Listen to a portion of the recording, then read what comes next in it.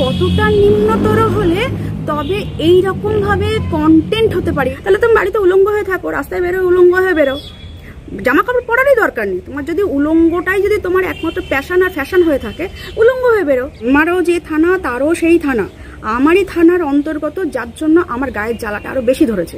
ভিডিওগুলোর মধ্যে দেহ ব্যবসাটাকেই ফোটানো হয়েছে, প্রমোট করা হয়েছে। এই টাইপের মেন্টালিটি বা এই টাইপের কন্টেন্টসগুলো না অ্যাকচুয়ালি ওই যেটাকে বলে না সাইলেন্ট কিলার, এরা হচ্ছে সেই সাইলেন্ট কিলার। কিন্তু তার কথাতে হচ্ছে আমার 1.5 থেকে 2 লাখ ভিডিও রয়েছে, তো আমি সেগুলো কি করে ডিলিট করব?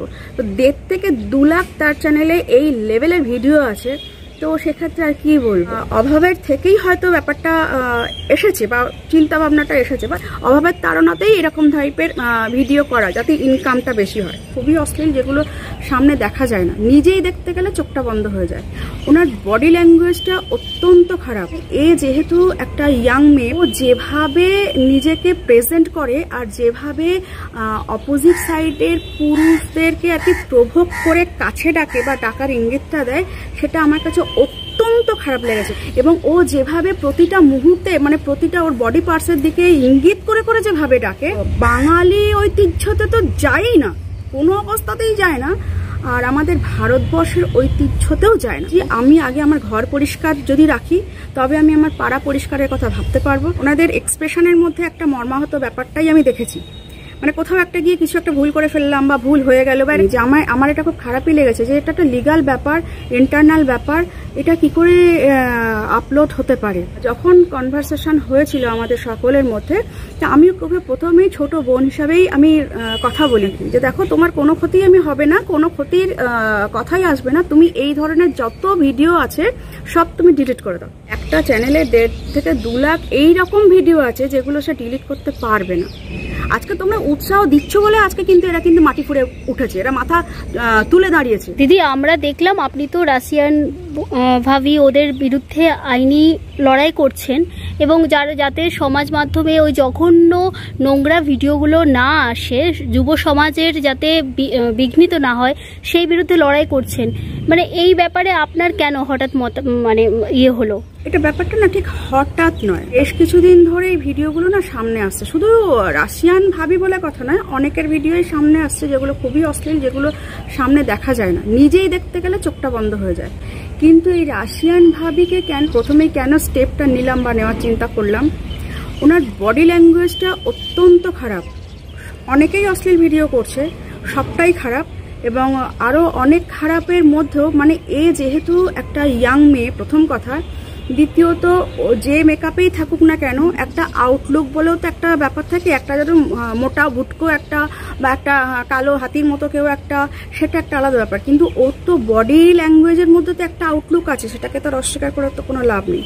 এবার ও যেভাবে নিজেকে প্রেজেন্ট করে আর যেভাবে অপোজিট সাইডের পুরুষদেরকে আর কি প্রভোগ করে কাছে ডাকে বা ডাকার ইঙ্গিতটা দেয়, সেটা আমার কাছে অত্যন্ত খারাপ লেগেছে। না বুঝে ভুল করছি একটা আলাদা জিনিস, তুমি ইয়াং জেনারেশনের মধ্যে একজন পড়ো, এডুকেটেড ইয়াং জেনারেশনের মধ্যেই তুমি পড়ো। আমি জানি না কতটা এডুকেটেড সেটা আমি জানি, ওটাই নেওয়া যায় এডুকেটেড, কিন্তু এখন তার কেউ নন এডুকেটেড তার কেউ থাকে না।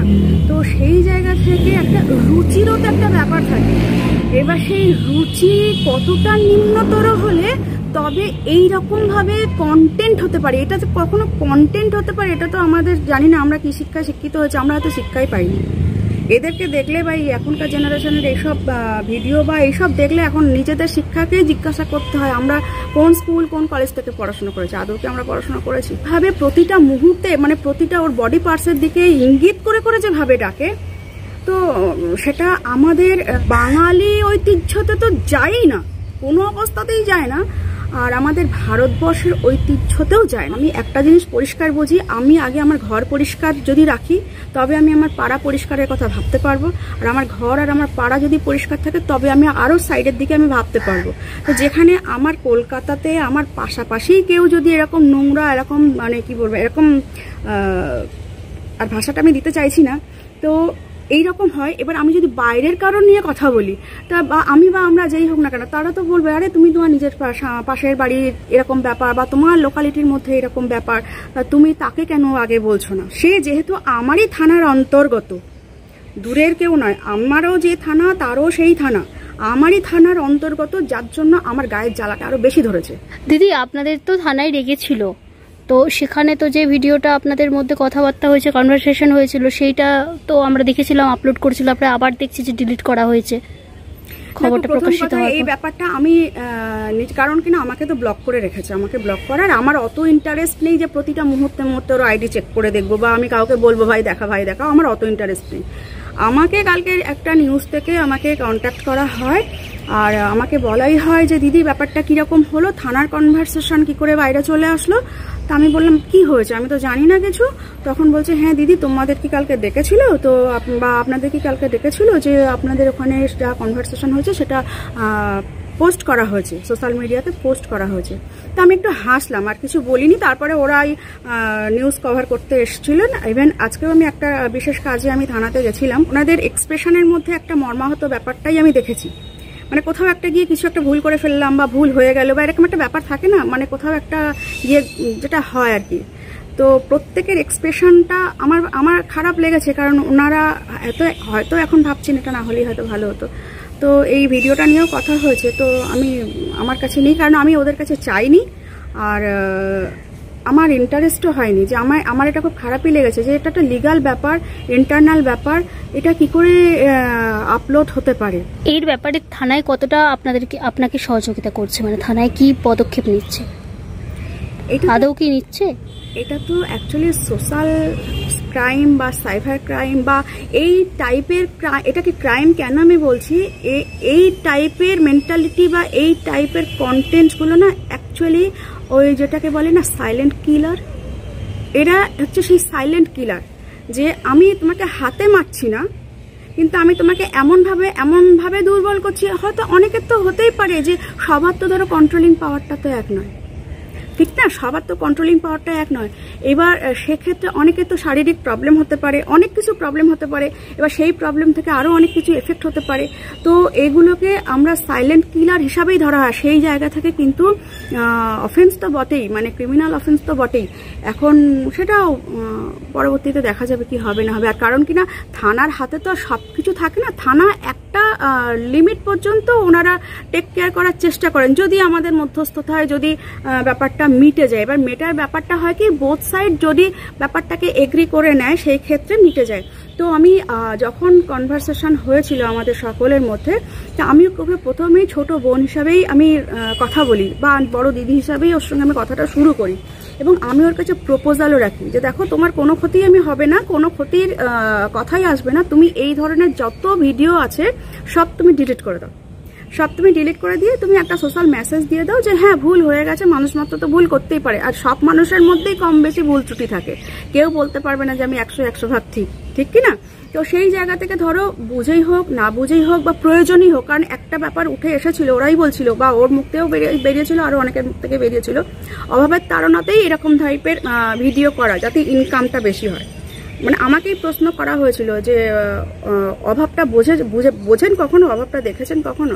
তো অভাব কিন্তু প্রত্যেক মানুষের জীবনেই কম বেশি আসে। তো যাই হোক, অভাবের থেকেই হয়তো ব্যাপারটা এসেছে বা চিন্তা ভাবনাটা এসেছে, বা যাই হোক না কেন, হয়তো গরিবিয়ানা মানুষকে অনেক সময় অনেক জায়গায় নিয়ে পৌঁছায়। কিন্তু তারপরেও আমি প্রপোজালটা রেখেছিলাম যে তুমি ভিডিওগুলো ডিলিট করে দাও, কারণ এই ভিডিওগুলো থাকা মানে তুমি হয়তো এখনকার পর থেকে হয়তো আমি ধরে নিলাম তর্কের খাতিরে ধরে নিলাম যে এখনকার পর থেকে তুমি আর এইরকম ভিডিও করলে না, কিন্তু তোমার তো চ্যানেলে তো ভিডিওগুলো থেকে যাচ্ছে, সেগুলো তো ঘুরবে, সেগুলো তো আর চলে যাবে না, বা যাদের কাছে ধরো ডাউনলোড করা রয়েছে বা যাদের পোস্টে শেয়ার করা রয়েছে সবগুলোই তো ঘুরবে, সেই ঘোরাগুলো তো কেউ আটকাতে পারবে না। তো সেখানে দেখা কি করে আমি এতগুলো ভিডিও ডিলিট করি, প্রায় 1.5 লাখের উপরে ভিডিও রয়েছে। তো একটা চ্যানেলে 1.5 থেকে 2 লাখ এইরকম ভিডিও আছে যেগুলো সে ডিলিট করতে পারবে না, মানে যে ভিডিওগুলো ডিলিট করার প্রয়োজন 1.5 থেকে 2 লাখ ভিডিও রয়েছে যেগুলো সে ডিলিট করতে পারবে না। মানে কি লেভেলের, এবং এমন তো নয় যে হ্যাঁ হতে পারে একটা চ্যানেলের মধ্যে হয়তো 100টা ভিডিও আছে, তার মধ্যে কোনো একটা ভিডিও বা কোনো 4টে ভিডিও হয়তো মানুষ নিতে পারছে না, বা হয়তো অবজেকশন আসছে, বা হয়তো খারাপ, বা কারোর ভালো লাগছে না, হতেই পারে। তো সেই ক্ষেত্রে প্রশ্ন আসে ঠিক আছে আমি এই ভিডিওটা ডিলিট করে দেবো বা এই ভিডিওগুলো ডিলিট করে দেবো, কিন্তু তার কথাতে হচ্ছে আমার 1.5 থেকে 2 লাখ ভিডিও রয়েছে, তো আমি সেগুলো কি করে ডিলিট করব? তো 1.5 থেকে 2 লাখ তার চ্যানেলে এই লেভেলের ভিডিও আছে, তো সেক্ষেত্রে আর কি বলবো, কারণ আমাদের সোশ্যাল মিডিয়া এখন তো ওই দেহ ব্যবসায় গিয়ে দাঁড়িয়ে গিয়েছে না, তো ভিডিওগুলোর মধ্যে দেহ ব্যবসাটাকেই ফোটানো হয়েছে, প্রমোট করা হয়েছে, দেহ ব্যবসাকেই প্রমোট করা হয়েছে। তো জানি না আমাদের সংস্কৃতিতে এইরকমভাবে ওপেন দেহ ব্যবসা করা যায় কি না, এটা আমার জানা নেই। সংস্কৃতিতে এটা আসে না, সে আমাদের বাঙালি সংস্কৃতিই বলো বা আমাদের ওয়েস্ট বেঙ্গল সংস্কৃতি বলো বা আমাদের দেশের গোটা ভারতবর্ষের সংস্কৃতিই বলো, কোনো দিক থেকেই এটা আসে না, আর এটা মেনে নেওয়া যায় না। শুধুমাত্র মেটাই কি আছে সেই নিয়ে ধেই করে নাচন করলাম, সে বললে তো আর হয় না। তাহলে তুমি বাড়িতে উলঙ্গ হয়ে থাকো, রাস্তায় বেরো উলঙ্গ হয়ে বেরো, জামা কাপড় পরারই দরকার নেই। তোমার যদি উলঙ্গটাই যদি তোমার একমাত্র প্যাশন আর ফ্যাশন হয়ে থাকে, উলঙ্গ হয়ে বেরো, তোমার জামা কাপড় পরারই দরকার নেই। তোমার জন্য জামা কাপড় সৃষ্টি হয়নি, ধরে নাও তোমার জন্য জামা কাপড় সৃষ্টি হয়নি, তুমি উলঙ্গ হয়ে থাকো, সেটা কোন থাকছো না।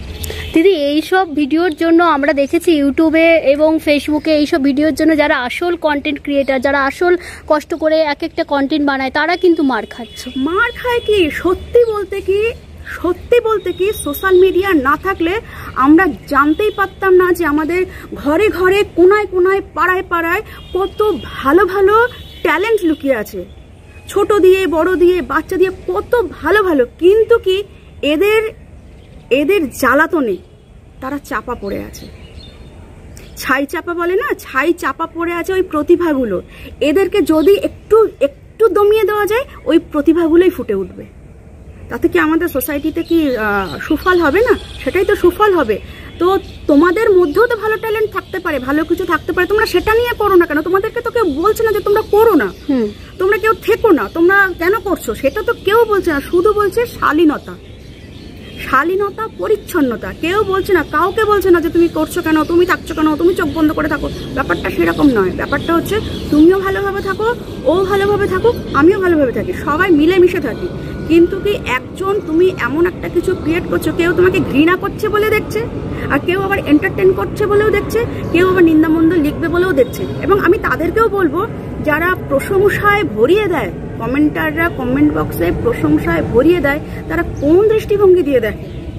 এরা যত না খারাপ, তার থেকে হাজারো গুণ তারা খারাপ আমি বলবো। কারণ তোমরা উৎসাহ দিচ্ছ এদেরকে, আজকে তোমরা উৎসাহ দিচ্ছ বলে আজকে কিন্তু এরা কিন্তু মাটি ফুঁড়ে উঠেছে, এরা মাথা তুলে দাঁড়িয়েছে। আজকে যদি তোমরা শুরুতেই যদি এদেরকে এন্টারটেন না করতে, তাহলে কিন্তু এরা উঠতে পারতো না।